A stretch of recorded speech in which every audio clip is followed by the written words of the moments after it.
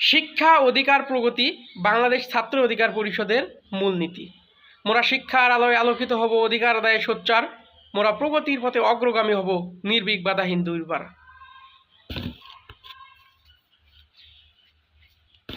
শিক্ষা অধিকার প্রগতি বাংলাদেশ ছাত্র অধিকার পরিষদের মূলনীতি।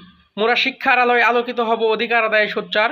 মোরা প্রগতির পথে অগ্রগামী হব, নির্ভীক বাধাহীন দুর্বার।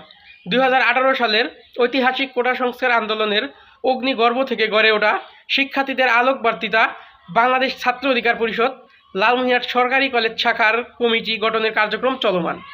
শীঘ্রই লালমনিরহাট সরকারি কলেজ ছাত্র অধিকার পরিষদের কমিটি প্রকাশ করা হবে, যারা লেজুর ভিত্তিহীন ছাত্র সংগঠন এবং শিক্ষার্থীদের আলোকবার্তিতা, শিক্ষার্থীদের আশা এবং ভরসার জায়গা বাংলাদেশ ছাত্র অধিকার পরিষদ।